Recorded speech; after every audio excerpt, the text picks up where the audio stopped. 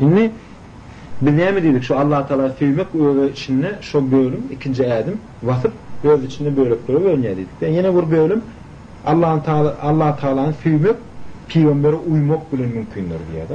Bu bölümün adı. Onun kıyfası geçelim. Allah subhanahu wa ta'ala buyuruyor. Olara ait. Eğer Allah'ın süyyan olsanız bana uyun. Allah da sizi sevsin ve günahlarınızı bağışlasın. Allah bağışlayanlar bağışlayıcıdır, merhametlidir deyip aydınlıyor. Yani Allah Teala'nı süyme için ve Allah'ın bizi süyme için neymiş şerteken? Peygamber aleyhissalatü vesselam'a uymak kendine. Yine bir ayet var. Bismillahirrahmanirrahim. Bu yan kokanım Ali İmran 31, blok okuyacağım Ahzab 21. Ant bolsun sizin için Allah'ı ve ahiret gününü umid edenler ve Allah'ın köp zikredenler için Allah peygamberine güzel misal vardır deyip aydınlıyor. Yani birinci ayette Allah Teala'nın süymenin yolu düşündürülüyor. Bir peygamberi mendemek günün mümkünlüğü düşündürülüyor. İkinci ayette olsa Allah'ını ve ahireti arzu edenleri olur da yine peygamberi misal edilmek buyuruluyor. Şunun için birader şolar bölük geçecek. İlk bilen şol neyme dedik? Allah Teala'nı umid etmek. Allah'ını umid etmek neyme demek? Allah Teala'nı umid etmek. O demek Allah Teala'ya kul düşünmek. Allah Teala'ya kul düşünmek, Allah Teala'ya umid etmek demek. Misal için ayetler okuyan Araf 54. Bismillahirrahmanirrahim. Havarınız olsun, yaratmak da emir vermek de dine Allah Teala değiştirir. Zümer 26. Allah Teala himmedadi yaratıcıdır. Şuara 79-82. Bana iyidiren ve içiren Allah'dır. Hastalanın vaktim bana şifa veren O'dur. Beni öldürecek son dirilecek yine O'dur. Din, kıyamet ve cezavını, hatalarımı bağışlayacağını umid ediyenim yine O'dur deyip aydiyada. Günahlarım bağışlar deyip umid ediyenim, dayanıyanım yine Allah'dır deyip. Yine beyazı şoňa meňzeş ayetlerken Enfal 17 ve Vakıa 58-59 ve bir neçe şoňal ayetler var. Berde Allah Teala'nın himmedad yürüdüp durulduğunu, rızık berýänligini, Allah Teala'nın vasıfları düşündürülüyor. Yani misal için şükrediz rızık veren Allah, güç iyisi Allah'dır deyip aydılıyor. Zariyat 58'de. Allah ölümleri vaktinde canları alır diye. Zümer suresi 42. ayet. Şun yazakları var da aydılıyor. Allah Teala tebigatta da himmedad Allah'a yer diye. Allah yerleri iyi verir, olur bilen bulutları kaldırır, biz onları ölün bu şehrin üstünde bulutları ertesiyip. Mesela için şol ayetten neyme düşüntü böyle Allah Teala himmedad yürü diye. Inni şefaat barada aydımızda yine de bine Allah Teala şefaat verilir. Mesela için Resul-i Ekrem aydan ey Allah'ın kulları özünüzü becerdin.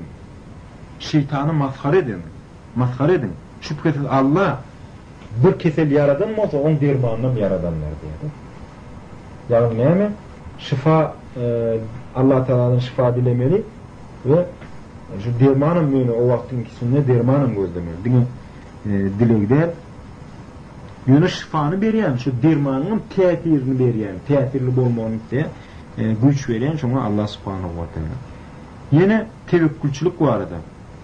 Maide suresi 23. ayette deret näme diýilýär? Eger mümin bolsaňyz, ýeki Allah Taala tevekküllük edin diýär.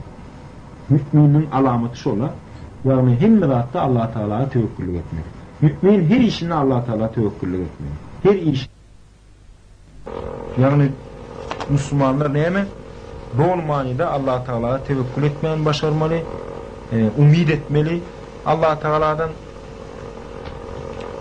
Allah Subhanahu wa Ta'ala'nın peygamberi bir yerde ağzın aşağına yatanına kılıcını asıp koyanına kafirin gelip kılıcı alışını şu tada Allah'ın peygamberinin Allah'a tevekküllük edişini ve kılıcın yeni de peygamberin eline geçişini şol vakanı yatlan misal için. Yani Müslüman hem işe Allah Teala'ya bil bağlamalı.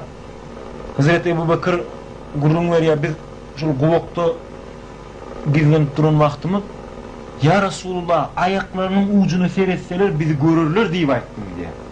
Peygamber Aleyhisselatü Vesselam. Peygamber näme jogap berdi aleyhissalatu vesselam? Ey Ebu Bekir, iki kişinin üçüncüsü Allah bolan wagty sen näme gaýry edýäň diýip aýtdy. Allah biziň bilen bilelikdi diýip aýtdy da. Ýöne Rasulullah aleyhissalatu vesselam näme diýen? İlk bilen dünýäni gowjydan goý.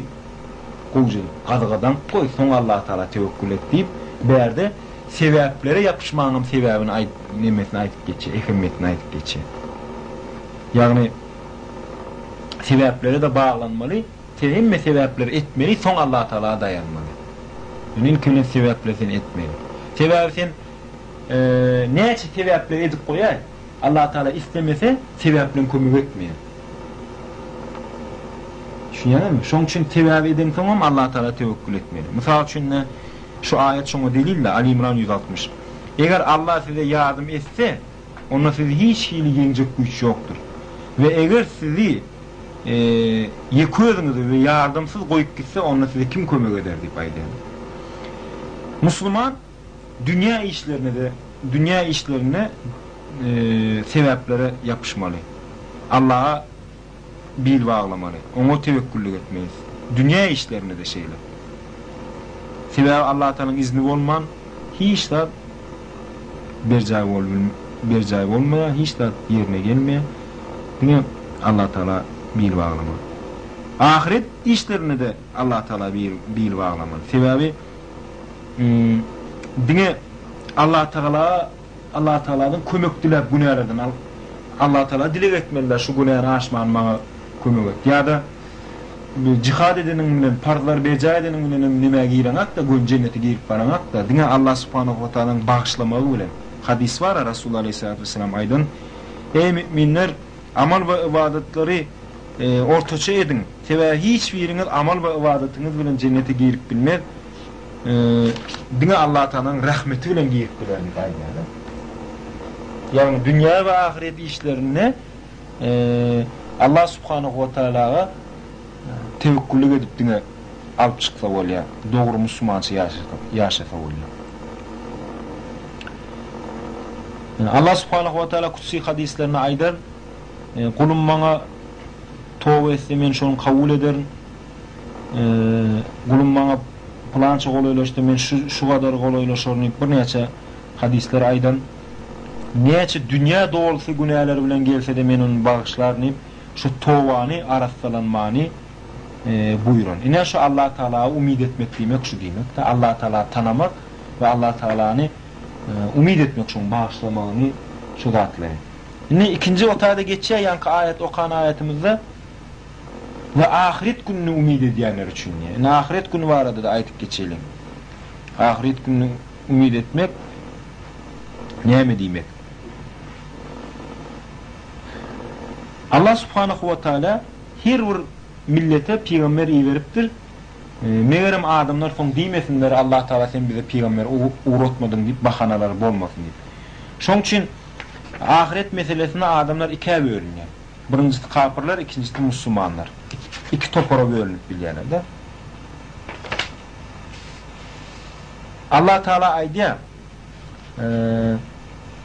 gurjuk azapları sebäpli kafirlere gynanýan. Olar dünya durmuşunu ahirete çalıştılar. Allah yolunu päskel boldular ve Allah'ın yolunu kemçilik gözlediler. Olar hakikaten doğru yoldan çıktılar diýip aýdýarlar. Yine ayet. Bizim zikrimizden yüze vuran ve dünya durmuşundan başkasını istemeýänden senem yüze vur. Olaryň bar alımlary şonçadyr diýip aýdylýarlar. Yine bir ayet. Kim çalk geçip gidýän pani dünýäni istese, onu bizim onu isteýänlerimizden çaltlaşdyrar. Sonra onu dugluğa yerleşdirer. Otak maskara ve maskara olup ve kovulup girer diýip aýdylýar. Kim dünya ekinini istese, onu ondan verir, ama ahirette ona nesip yoktur diýip aýdylýar. Bu okan ayetler Şura 20, İsra 18, Necm 29, 30, Yunus 7, 8 şol ayetler okudum. Bular yine de okumak gerek memnun. Yani berde bu ayetlerden çıkan netice kafirler diňe dünýäni isteýär. Müminler bolsa, müminlerin iki tek maksadı ahiret. Teriden yine okuyan ayetleri. Şura 20.